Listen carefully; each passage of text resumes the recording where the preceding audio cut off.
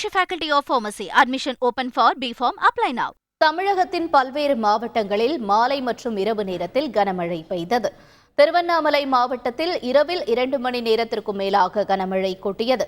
வேங்கிக்கால், அடியண்ணாமலை, அண்ணாநகர், மல்லவாடி, சோமாசிபாடி, வேட்டவலம் உள்ளிட்ட பகுதிகளில் இரவு 8 மணிக்கு தொடங்கிய மழை 2 மணி நேரத்திற்கும் மேலாக நீடித்தது. தாழ்வான சாலைகளில் மழைநீர் வெள்ளம் பெருக்கெடுத்து ஓடியது. புதுக்கோட்டையில் இரவில் திடீரென இடியுடன் கூடிய மழை பெய்தது.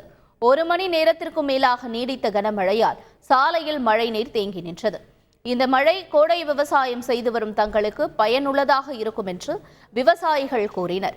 நாமக்கல் மாவட்டம் ராசிபுரப்பட்டினம், நாமகிரிப்பேட்டை, சீராப்பள்ளி, காக்காவேரி உள்ளிட்ட ராசிபுரம் சுற்றுவட்டார பகுதிகளிலும் சுமார் அரை மணி நேரமாக பலத்த காற்றுடன் கனமழை பெய்தது.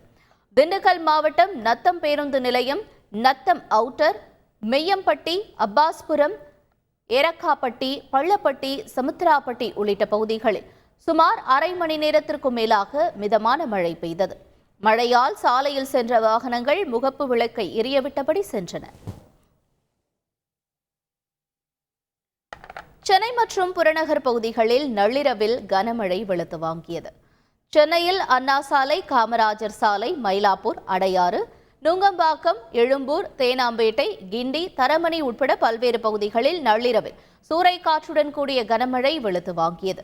செங்குன்றம், பூந்தமல்லி, போரூர், மதுரவாயில், சேலையூர், தாம்பரம் உள்ளிட்ட சில இடங்களில் லேசான மழை பெய்தது.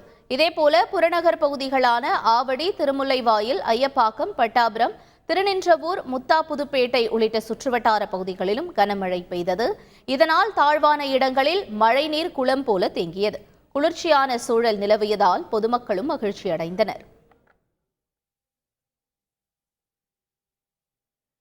செங்கல்பட்டு சுற்றுவட்டார பகுதிகளில் இடி, மின்னல், சூறாவளி காற்றுடன் கனமழை பெய்ததால் 4 மணி நேரம் மின்சாரம் துண்டிக்கப்பட்டது.